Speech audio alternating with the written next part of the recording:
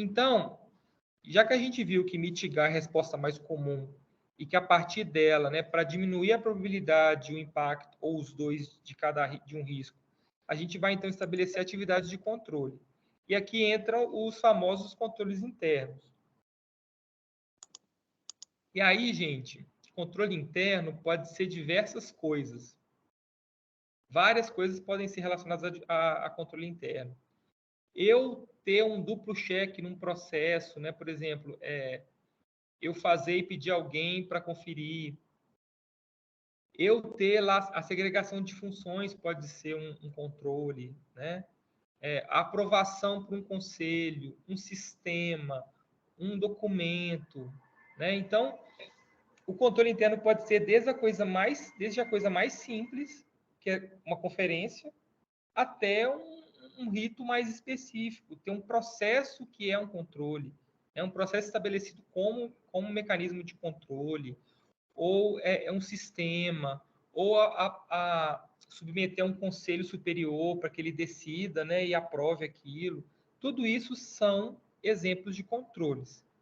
Então, a gente tem a IN conjunta, né, CGU, o Ministério do Planejamento, que ela traz um conceito muito interessante de controles internos, que é qual?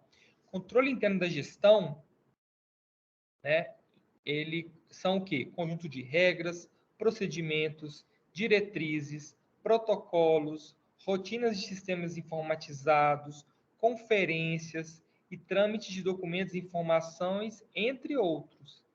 Então, aqui, ó, um universo de coisa. E muitas das coisas que a gente faz na administração, grande parte é controle, né?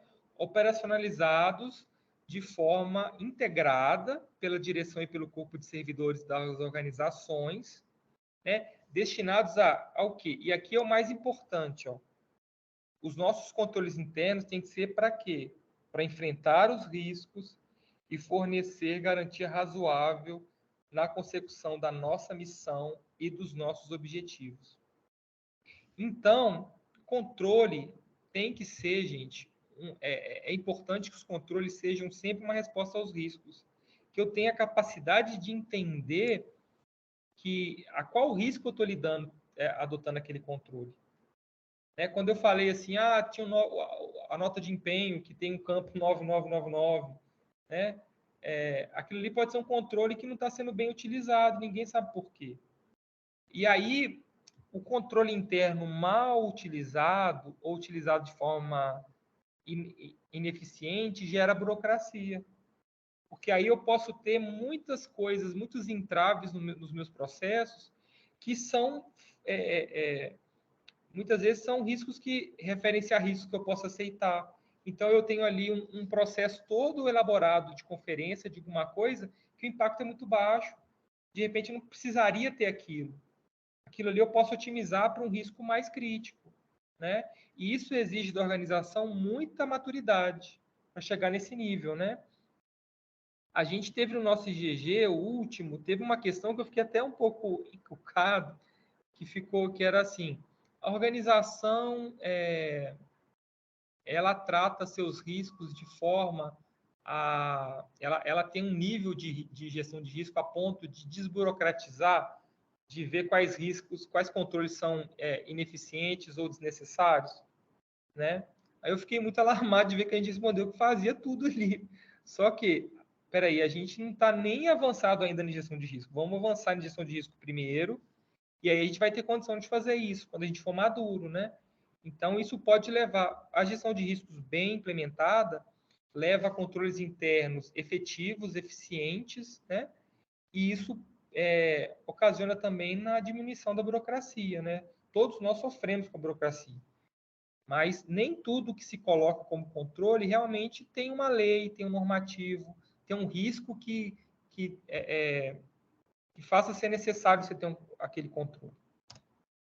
Então, os seguintes objetivos são relacionados aos controles internos: execução ordenada, ética, econômica, eficiente e eficaz das operações, né?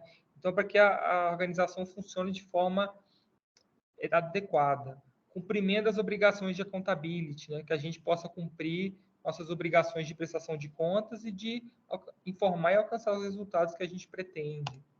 Cumprimento das leis e regulamentos aplicáveis, também é um princípio muito importante dos controles internos. Tem controles que são decorrentes da lei, e eu tenho que implantá-los, né? E salvaguarda de recursos, para evitar o quê? Perda, mau uso, dano, né? O estabelecimento de controles internos da gestão pública visa essencialmente o quê? Aumentar a probabilidade de que os objetivos e metas estabelecidos sejam alcançados de forma eficaz, eficiente, efetiva e econômica, né? Então, assim, a gente tem que colocar o quê? Controle interno é sempre resposta a risco, né? É um universo muito grande. E aqui a gente tem vários exemplos de atividades de controle, ó.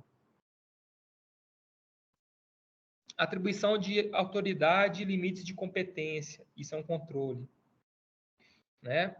Quando o nosso regimento traz lá as competências, quais são os limites. Quando a gente atribui internamente, através dos nossos normativos internos, é um controle.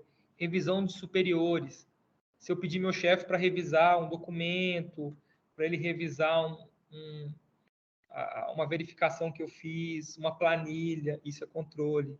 Autorizações e aprovações, né? Aprovação do conselho, autorização, um despacho, um documento autorizando a fazer, é um controle. Segregação de funções da mesma forma, né? Segregação de funções é aquele princípio pelo qual, assim, quem compra não paga, quem fiscaliza não pode contratar, né? E diversos outros, quando você não pode fazer atividades que se confundam, que tenha conflito entre si. Se eu vou fazer uma licitação e eu estou ali participando da etapa de realizar a licitação, né, do pregão, por exemplo, eu não posso também ser quem paga, né? Eu não posso ser a pessoa que autoriza o pagamento, né, que faz a ordem bancária, no caso. Então, tem essa segregação de funções. Verificações, olha como isso é amplo, gente. Verificação é uma coisa que a gente faz sempre, né? Conferências, verificações, indicadores de desempenho são controles, programas de contingência são, revisões da alta administração, normatização interna, a gente criar normas para o nosso setor, para a nossa unidade, para a nossa universidade, controles físicos, né? Deixa eu conferir deixa eu conferir aqui quantas resmas de papel tem no meu estoque. Deixa eu ver se meu patrimônio está batendo com o que está no sistema. Eu conferi, né, os patrimônios da unidade, não está tudo aqui, beleza. Capacitação e treinamento, isso que a gente está fazendo hoje uma ação de controle. Conciliações, revisão de desempenho operacional e planos de continuidade do negócio. Então, aqui, ó, dá para ver que é um universo de coisas. E aqui é só um exemplo, exemplificativo. Tem vários outros controles. Um sistema pode ser uma forma de controle, né? Por exemplo,